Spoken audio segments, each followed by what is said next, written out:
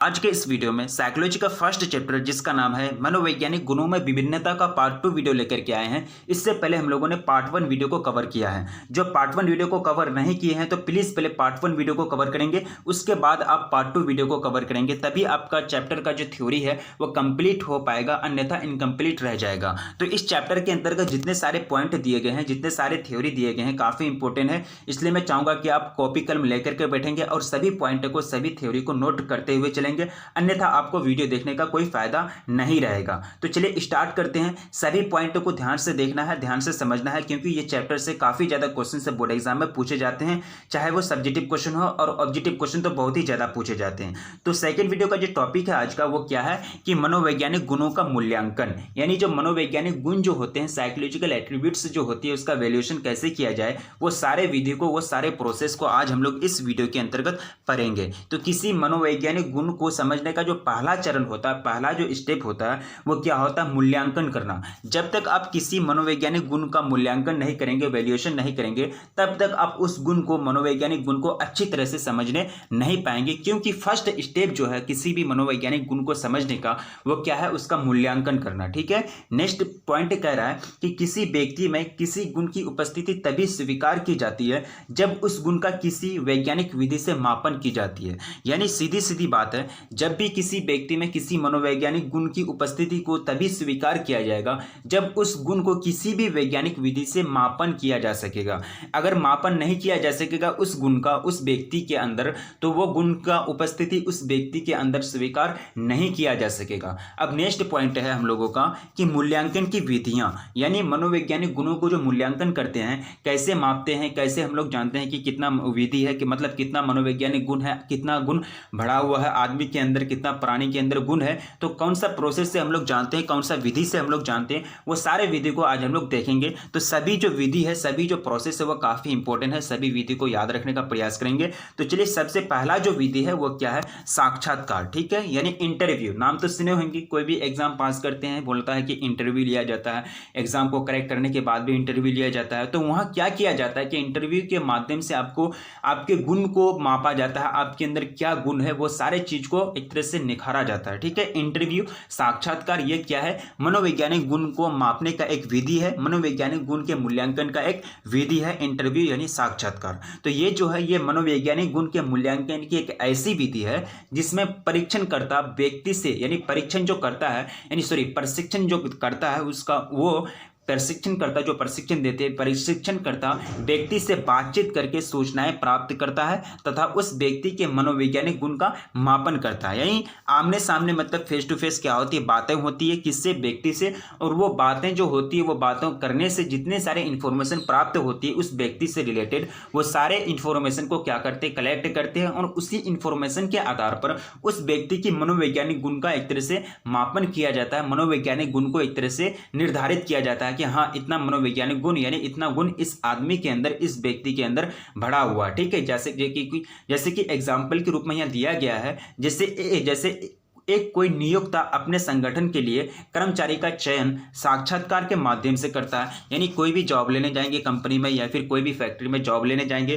तो वहाँ क्या होता है कि इंटरव्यू लिया जाता है। तो इंटरव्यू मतलब वही इंटरव्यू, वही साक्षात्कार जो हम लोग डेली लाइफ में सुनते हैं। तो वो क्या है, मनोवैज्ञानिक गुण के मनोवैज्ञानिक गुण के मूल्यांकन की एक प्रोसेस है, एक विधि है। कोई भी जॉब लेने जाएंगे कंपनी में तो वहाँ आपको इंटरव्यू देना पड़ेगा। ठीक है, तो वहाँ क्या किया जाता है कि मनोवैज्ञानिक गुण को मापा जाता है, आपके अंदर क्या गुण है, क्या स्किल्स है, क्या डेवलपमेंट हुआ है, वो सारा चीज को वहां एक तरह से देखा जाता है इंटरव्यू में। अब नेक्स्ट जो पॉइंट है, नेक्स्ट जो विधि है, जो प्रोसेस है मनोवैज्ञानिक गुण के मूल्यांकन का, वो क्या है कि मनोवैज्ञानिक परीक्षण यानी साइकोलॉजिकल टेस्ट। तो ये जो होता है, यह व्यक्ति के स्वभाव के वस्तुनिष्ठ और मानक माप है। यानी व्यक्ति के क्या स्वभाव है, क्या हाव भाव है, कैसे किसी से बातचीत करते हैं, क्या उनको मतलब एक तरह से नजरिया है किसी चीज को सोचने का, समझने का। तो ये जो है, ये व्यक्ति के स्वभाव, वस्तुनिष्ठ और मानक मापन है, यानी माप है। बुद्धि, अभिक्षमता यानी एप्टीट्यूड, बुद्धि यानी जो बताया गया आपको, इंटेलिजेंस, व्यक्तित्व यानी पर्सनालिटी, अभिरुचि, इंटरेस्ट, ये चारों पॉइंट आपको बताया गया फर्स्ट वीडियो में। ठीक है, ये चारों पॉइंट, बुद्धि, अभिक्षमता, व्यक्तित्व, अभिरुचि, ये चारों पॉइंट क्या है, ये चारों पॉइंट जो है जब तक आप नहीं पढ़ेंगे तब तक आप साइकोलॉजी अच्छी तरह से समझने नहीं पाएंगे। इसलिए आप फर्स्ट वीडियो देखेंगे, वहाँ आपको पूरा एक्सप्लेन करके बताया गया है कि बुद्धि, अभिक्षमता, एप्टीट्यूड और बुद्धि, अभिक्षमता, व्यक्तित्व, अभिरुचि क्या होता है। ठीक है, चारों वर्ड को आपको अच्छी तरह से समझना है। तो तथा मूल्यांकन की विमाओं के मापन के लिए वस्तुनिष्ठ परीक्षण विकसित किए जा चुके हैं। यानी ये जो है मनोवैज्ञानिक परीक्षण एक तरह से ये सारे चीज का यानी बुद्धि, अभिक्षमता, व्यक्तित्व, अभिरुचि तथा मूल्य की विमाओं के मापन के लिए वस्तुनिष्ठ परीक्षण विकसित किए जा चुके हैं। तो इसको क्या बोलेंगे? मनोवैज्ञानिक परीक्षण बोलेंगे, यानी साइकोलॉजिकल टेस्ट बोलेंगे। यानी स्वभाव के प्रति वस्तुनिष्ठ और मानक माप जो है वो क्या है? मनोवैज्ञानिक परीक्षण है। अब नेक्स्ट जो है वो थर्ड जो पॉइंट है, थर्ड जो विधि है वो है आत्म प्रतिवेदन यानी सेल्फ रिपोर्ट। सेल्फ का मतलब क्या होता है? खुद। आत्म का मतलब क्या होता है? खुद। ये जो विधि है, इस विधि में क्या किया जाता है? इस विधि में व्यक्ति खुद यानी अपने स्वयं अपने विश्वासों, विचारों और मतों आदि के बारे में जानकारी देता है। यानी वो किस चीज में विश्वास करते हैं, किस चीज के बारे में क्या सोचते हैं, किस चीज को लेकर उनका विचार क्या है, किस चीज को मत देते हैं, किस चीज को अच्छी तरह से जानते हैं, किस चीज को मतलब अच्छी तरह से वह सेलेक्ट करते हैं। तो ये सारा चीज का जो इन्फॉर्मेशन है वो व्यक्ति खुद देते हैं। किनको देते हैं? उनके सामने जो व्यक्ति रहता है, जो मतलब उनका मूल्यांकन करता है, मनोवैज्ञानिक गुण का मूल्यांकन करना चाहता है, तो वो व्यक्ति को खुद वो बताते हैं कि हाँ, हम ये चीज पर विश्वास करते हैं, मेरा जो विचार है इस चीज के प्रति, इस थ्योरी के प्रति, इस कॉन्सेप्ट के प्रति मेरा यह विचार है, और हम जो मत देते हैं, हम जो वोट करते हैं, ये पक्षों को वोट करते हैं। तो ये सारा चीज का जो इन्फॉर्मेशन है वो खुद व्यक्ति किसको देते हैं? सामने बैठे व्यक्ति को देते हैं, जो उनका मनोवैज्ञानिक गुण का मूल्यांकन करते हैं। ठीक है, आदि के बारे में जानकारी देता है। और सारे पॉइंट्स होते हैं या विश्वास, विचार और मत को यहाँ जोड़ा गया है। आपके माइंड में और भी कुछ आए तो वो भी आप ऐड कर सकते हैं। ठीक है, और नेक्स्ट पॉइंट हमको ये कह रहा है कि और उनके मनोवैज्ञानिक गुण का मूल्यांकन किया जाता है। सिंपल सी बात है। आत्म प्रतिवेदन यानी सेल्फ रिपोर्ट, अपने से होकर यानी सेल्फ यानी खुद से रिपोर्ट देना, वो क्या कहलाएगा? आत्म प्रतिवेदन कहलाएगा। चौथा जो पॉइंट है, चौथा जो विधि है, केस स्टडी। ये देखिए, केस स्टडी हम लोग करते हैं, व्यक्ति अध्ययन। यानी केस स्टडी का सीधा सीधा आप मतलब ये समझ जाइए, किसी महान व्यक्ति के जीवन को पढ़ना, किसी महान व्यक्ति के जीवनी को पढ़ना और उससे सीख प्राप्त करना क्या कहलाएगा? केस स्टडी कहलाएगा। डॉक्टर एपीजे अब्दुल कलाम, महात्मा गांधी जी, ये जो है इन लोगों की अगर जीवनी के बारे में हम लोग पढ़ते हैं तो हम लोगों को एक तरह से मनोवैज्ञानिक सीख मिलती है। तो इसी को क्या बोलेंगे? केस स्टडी यानी व्यक्ति अध्ययन बोलेंगे। ठीक है, यानी किसी भी व्यक्ति, बड़े व्यक्ति के बायोग्राफी को पढ़कर अपने जिंदगी में सुधार लेना, अपने जिंदगी में कुछ सीखना, वो क्या कहलाएगा? केस स्टडी के अंदर यानी व्यक्ति अध्ययन के अंदर आएगा, किसी व्यक्ति के बारे में अध्ययन करना। ठीक है, तो इस विधि में किसी व्यक्ति के मनोवैज्ञानिक गुणों तथा भौतिक पर्यावरण और उसके मनोसामाजिक के संदर्भ में उसके मनोवैज्ञानिक इतिहास आदि का यानी मनोवैज्ञानिक इतिहास क्या रहा है, उनका आदि का यानी गहनता से अध्ययन किया जाता है। इसमें इच्छुक व्यक्ति महान व्यक्तियों के जीवन के केस स्टडी द्वारा उन महान व्यक्तियों के जीवन के अनुभवों से सीख प्राप्त करते हैं। सही बोले हमने पहले ही बता दिया कि महान व्यक्ति जो है उसके जीवन में क्या क्या चला, उस केस स्टडी के द्वारा उन महान व्यक्ति के जीवन के अनुभव यानी एक्सपीरियंस को सीखते हैं, अपने जीवन में उसको उतारते हैं। तो वो क्या कहलाएगा? केस स्टडी यानी व्यक्ति अध्ययन कहलाएगा। किसी भी महान व्यक्ति के मतलब जीवनी को पढ़ना, उनके जीवन के केस स्टडी मतलब द्वारा उन महान व्यक्तियों के जीवन के अनुभवों को अपने आप में एडॉप्ट करना, व्यक्ति अध्ययन यानी केस स्टडी कहलाता है। अब जो पांचवा विधि है, पांचवा जो प्रोसेस है वो क्या है? परीक्षण यानी ऑब्जर्वेशन। इसमें क्या होता है कि इसमें व्यक्ति की प्राकृतिक दशा में घटने वाले क्षणिक बर्ताव यानी तात्क्षणिक व्यवहार पड़क का व्यवस्थित, संगठित और वस्तुनिष्ठ तरीके से अभिलेख यानी रिकॉर्ड तैयार किया जाता है। इसमें क्या होता है? सीधी बात है, इसमें व्यक्ति के प्राकृतिक दशा में जो भी घटना घटती है यानी व्यक्ति के प्राकृतिक दशा में उनके साथ जो भी होता है, जो भी बर्ताव होता है, उनका व्यवस्थित, संगठित और वस्तुनिष्ठ तरीके से एक अभिलेख, एक रिकॉर्ड तैयार किया जाता है। उसी को क्या बोलेंगे? परीक्षण यानी ऑब्जर्वेशन बोलेंगे।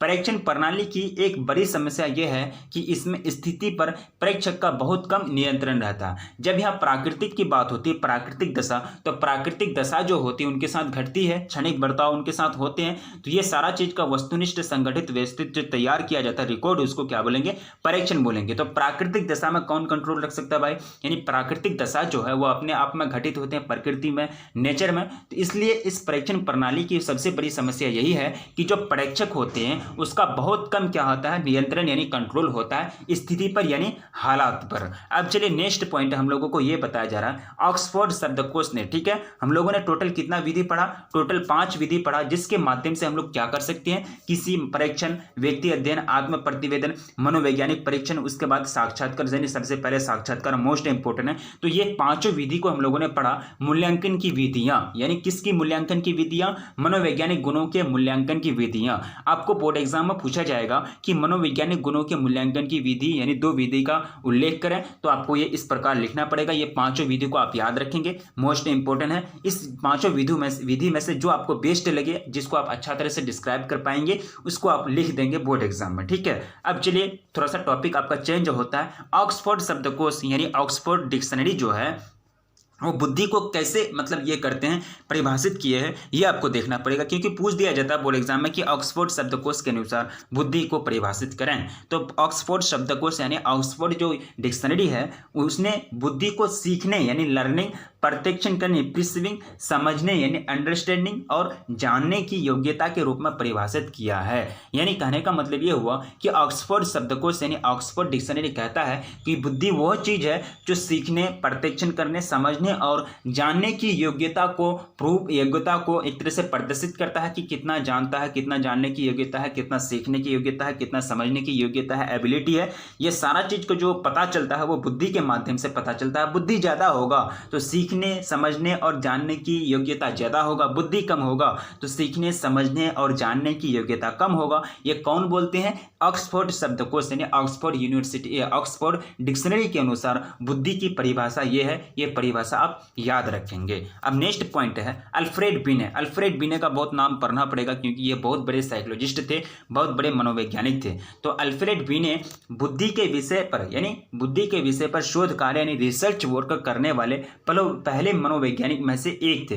अल्फ्रेड बिने जो है यानी बुद्धि जो है इंटेलिजेंस पर बहुत सारे रिसर्च वर्क हुए हैं, शोध कार्य हुए हैं, प्रयोगशाला में बहुत सारे वर्क हुए हैं। तो उनमें जो शोध कार्य करने वाले पहले मनोवैज्ञानिकों में से एक थे कौन, अल्फ्रेड बिने। नाम याद रखना है, नाम नहीं भूलना है। बिने ने यानी अल्फ्रेड बिने ने बुद्धि को अच्छा फैसला लेने की योग्यता, अच्छा बोध करने की योग्यता और अच्छा तर्क यानी आर्गुमेंट यानी सुझाव प्रस्तुत करने की योग्यता के रूप में परिभाषित किया है, ठीक है। यानी सेम टू सेम थोड़ा बहुत मिलता है। ऑक्सफोर्ड शब्दकोश जो कहा है सीखने, समझने और जानने की योग्यता को मतलब एक तरह से क्या बोलते हैं, बुद्धि बोलते हैं। जस्ट थोड़ा सा चेंज हुआ है। अल्फ्रेड बिने फिर वही बात को, बुद्धि को इस रूप में दर्शाते हैं कि बुद्धि जो है वह अच्छा फैसला यानी जो एक तरह से अच्छा जो निर्णय होता है उसकी लेने की योग्यता है, अच्छा निर्णय लेने की योग्यता है, अच्छा बोध करने की योग्यता है और अच्छा तर्क यानी सुझाव प्रस्तुत करने की योग्यता के रूप में उन्होंने परिभाषित किया है बुद्धि को यानी इंटेलिजेंस को। किसने, अल्फ्रेड बिने यानी अल्फ्रेड बिने साहब ने। ये सारे चीज को आपको याद रखना है, ये 2 लाइन को आप याद रखेंगे, ठीक है, तभी आप बुद्धि का एक तरह से परिभाषा लिख पाएंगे,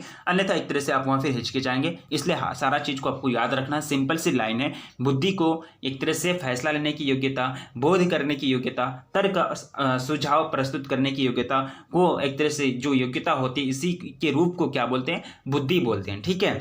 वेस्लर के अनुसार, अब देखिए वेस्लर जो है वो भी एक क्या है, साइकोलॉजिस्ट हैं, मनोवैज्ञानिक हैं। इन्होंने भी बुद्धि को परिभाषित किया है। तो इनके अनुसार बुद्धि क्या है, बुद्धि व्यक्ति की वह समग्र क्षमता है। समग्र का मतलब होता है पूरा, यानी पूरा हॉल यानी A to Z यानी पूरा क्षमता यानी पूरा कैपेसिटी है, जिसके द्वारा व्यक्ति स्वविवेक, डिस्कशन यानी एक तरह से चिंतन करके स्व उद्देश्य व्यवहार करने तथा अपने पर्यावरण से प्रभावी रूप से निपटने में समर्थ होता है। यानी वेस्लर जो कहते हैं वो क्या कहते हैं, बुद्धि एक ऐसा चीज है जो व्यक्ति की वो समग्र क्षमता है यानी पूरा क्षमता है, और जिसके द्वारा, जिसका हेल्प के द्वारा, जिसके माध्यम से व्यक्ति स्वविवेक यानी अपने से चिंतन करके स्व उद्देश्य व्यवहार करने यानी जो अच्छा उद्देश्य होता है वो उस उद्देश्य के प्रति व्यवहार करने और अपने पर्यावरण से प्रभावी रूप से निपटने में समर्थ होता है, यानी योग्य होता है, यानी एबल होता है, उसी को क्या बोलेंगे, बुद्धि बोलेंगे। ये परिभाषा किसके अनुसार है, किनके अनुसार, ये अनुसार है किनके अनुसार, वेस्लर के अनुसार, ठीक है। यानी ये क्या था आपका बुद्धि का एक तरह से डेफिनेशन था, अल्फ्रेड बिने के अनुसार, वेस्लर के अनुसार और ऑक्सफोर्ड शब्दकोश के अनुसार यानी ऑक्सफोर्ड डिक्शनरी के अनुसार। तीन के अनुसार ऑक्सफोर्ड डिक्शनरी, अल्फ्रेड बिने और वेस्लर के अनुसार हम लोगों ने बुद्धि को परिभाषित किया है। अब आपको तो समझ में आ जानी चाहिए कि बुद्धि क्या है, या फिर परिभाषा जब भी आपको बोर्ड एग्जाम में पूछा जाए तो आप अच्छा तरह से डिस्क्राइब कर सकते हैं। अब चलिए नेक्स्ट पॉइंट, बुद्धि के सिद्धांत, प्रिंसिपल्स ऑफ इंटेलिजेंस।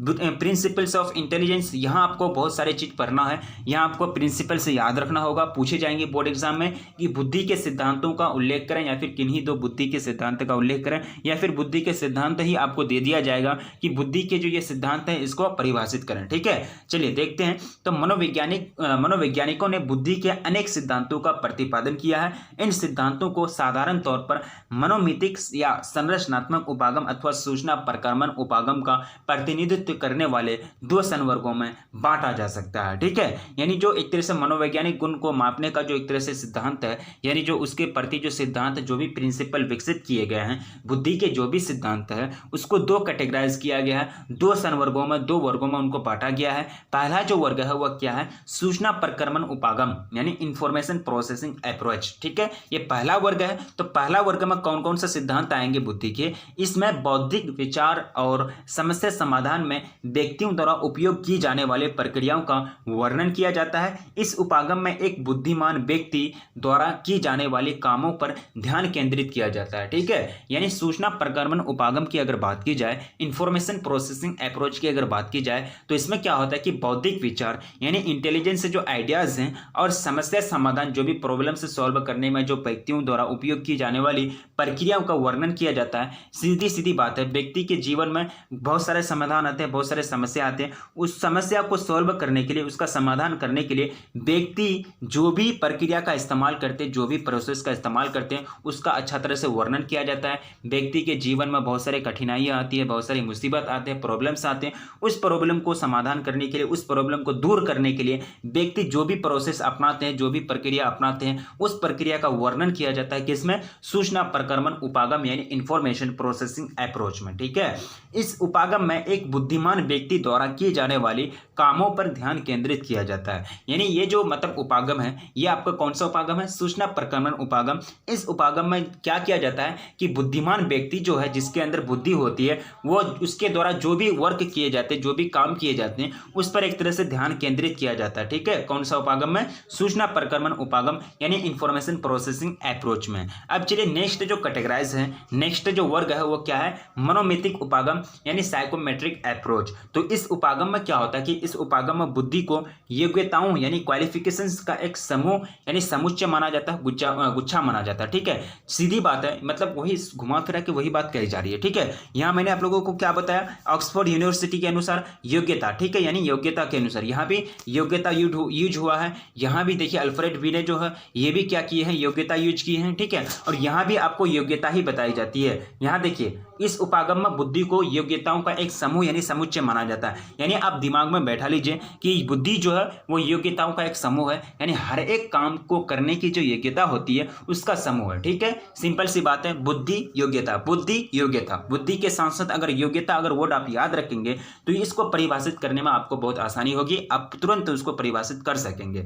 तो ये जो उपागम है मनोमितिक उपागम यानी साइकोमेट्रिक अप्रोच, तो इस उपागम में बुद्धि को योग्यताओं यानी क्वालिफिकेशन के समुच्चय माना जाता है, एक गुच्छा माना जाता है। ठीक है, गुच्छा है, समुच्चय, फिर समूह बोलें या फिर ग्रुप बोलें, बात एक ही है। यह व्यक्ति द्वारा किए जाने वाले सफल कामों को उसकी संज्ञानात्मक योग्यताओं की एक सूचकांक के रूप में व्यक्त किया जाता है। ठीक है, जैसे निर्णय लेने की योग्यता, संज्ञानात्मक योग्यता किसको बोलेंगे, जैसे एक एग्जांपल के रूप में आपको समझाया जाए कि संज्ञानात्मक योग्यता क्या है, जैसे कि फैसला लेने की जो योग्यता है उसको क्या बोलेंगे, संज्ञानात्मक योग्यता बोलेंगे। अब चलिए ये आपका दो कैटेगरी था, ये क्या था, दो कैटेगरी, यानी बुद्धि के सिद्धांतों को दो वर्गों में बांटा गया, पहला वर्ग, अब दूसरा वर्ग भी हम लोगों ने पढ़ लिया। अब चलिए हम लोग देखते हैं बुद्धि के सिद्धांत। ठीक है, ये जो पहला सिद्धांत है, वन फैक्टर थ्योरी और टू फैक्टर थ्योरी, काफी मोस्ट इंपोर्टेंट है, बहुत ज्यादा बोर्ड एग्जाम में पूछे जाते हैं। ऑब्जेक्टिव क्वेश्चन इससे रिलेटेड और सब्जेक्टिव क्वेश्चन तो बहुत ही ज्यादा पूछे जाते हैं। पूछ दिया जाता है कि एक कारक सिद्धांत से आप क्या समझते हैं, द्विकारक सिद्धांत यानी टू फैक्टर थ्योरी से आप क्या समझते हैं, तो आपको डिफाइन करना पड़ेगा। आप यह अच्छी तरह से समझ लेंगे, अच्छी तरह से आप डिफाइन करेंगे, कोई बहुत बड़ा चीज नहीं है। देखिए एक कारक सिद्धांत यानी वन फैक्टर थ्योरी जो है, यानी इसमें क्या होता है कि बुद्धि का यह सिद्धांत, ये क्या है, बुद्धि का सिद्धांत है। यानी ये जो है एक कारक सिद्धांत, ये किसका सिद्धांत है, बुद्धि का सिद्धांत है। इंटेलिजेंस का मतलब प्रिंसिपल्स है, यानी वन फैक्टर थ्योरी। तो बुद्धि का यह सिद्धांत बहुत ही आसान है, बहुत ही इजी है, क्योंकि इस सिद्धांत का उद्भव कम बुद्धिमान तथा ज़्यादा बुद्धिमान व्यक्तियों की अलग अलग पहचान करने की कोशिशों के अंदर की गई है। यानी एक कारक सिद्धांत का जो ये है प्रिंसिपल्स है, इसका जो एक तरह से उद्भव हुआ है, यानी ये जो प्रिंसिपल का जो निर्माण हुआ है, ये प्रिंसिपल का निर्माण क्यों हुआ है? क्योंकि कम बुद्धि और ज़्यादा बुद्धि वाले व्यक्तियों की अलग अलग पहचान को एक तरह से करने की कोशिश की गई है, तभी यह बुद्धि का क्या हुआ है, उद्भव हुआ है। एक तरह से ये बुद्धि अपना अस्तित्व में आए हैं, सॉरी ये मतलब सिद्धांत अपना अस्तित्व में आए हैं। अल्फ्रेड बिने यानी टाइटल को यहाँ आपको लिया गया है। अल्फ्रेड बिने यानी बिने ने बुद्धि को योग्यताओं का एक समुच्चय माना है। जस्ट ये बताया कि नहीं आपको, जैसे मतलब वह बता दिए, वह अल्फ्रेड बिने के अनुसार, ऑक्सफोर्ड डिक्शनरी के अनुसार, वेस्लर के अनुसार बताया कि नहीं बताया, भूल गए क्या? नोट करेंगे कॉपी में, आपके पास अगर कॉपी होगा तो आप देखिए आपके पास बताया होगा, ठीक है, यानी आपके नोट कॉपी में नोट किए होंगे। अल्फ्रेड बिने ने बुद्धि को क्या माना है?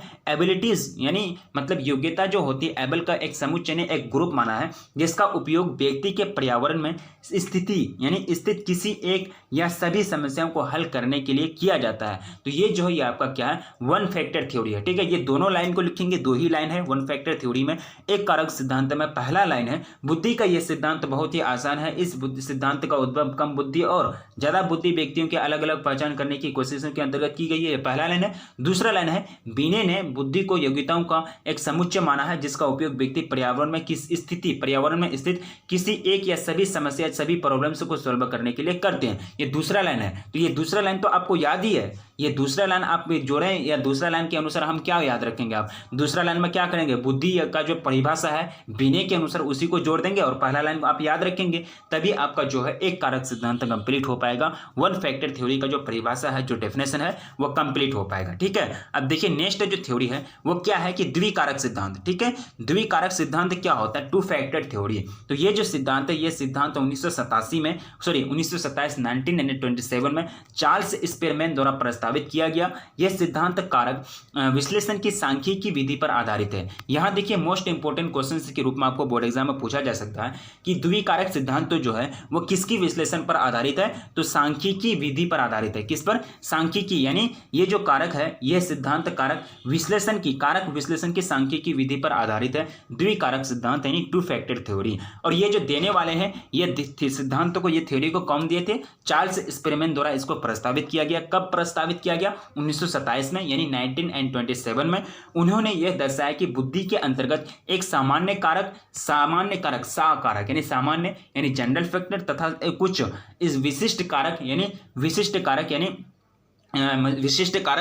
जो स्पेसिफिक फैक्टर यानी एस फैक्टर होते हैं, ठीक है। सामान्य कारक और क्या होता है? स्पेसिफिक फैक्टर, और किसी क्या बोलते हैं? विशिष्ट कारक बोलते हैं। तो द्विकारक सिद्धांत को आपको याद रखना है। ये सिद्धांत किसने दिया? चार्ल्स स्पेरमैन द्वारा प्रस्तावित किया गया। कब किया गया? 1927 में किया गया। और ये सिद्धांत जो है किस पर आधारित है? तो ये सिद्धांत जो है कारक विश्लेषण की सांख्यिकी विधि पर आधारित है। और इसके अंतर्गत क्या फैक्टर दिए गए हैं? 2 फैक्टर दिए गए हैं। कौन कौन सा फैक्टर है? सामान्य कारक यानी जी फैक्टर, और दूसरा विशिष्ट कारक यानी एस फैक्टर यानी स्पेसिफिक फैक्टर। तो एस फैक्टर और जी फैक्टर क्या है, ये नेक्स्ट वीडियो में हम लोग कवर करेंगे। ये आपका थ्योरी है, ये आपका प्रिंसिपल है द्विकारक सिद्धांत। उसके बाद उससे पहले हम लोगों ने पढ़ा एक कारक सिद्धांत। उसके बाद उससे पहले हम लोगों ने मनोमितिक, सूचना उपागम और सूचना प्रक्रमण उपागम, यानी 2 कैटेगराइज में बांटा गया है बुद्धि के सिद्धांत को, प्रिंसिपल्स ऑफ इंटेलिजेंस को। वेस्लर के अनुसार बुद्धि क्या है, अल्फ्रेड बिने और ऑक्सफोर्ड यूनिवर्सिटी डिक्शनरी के अनुसार बुद्धि क्या है, इसको हम लोगों ने परिभाषित किया।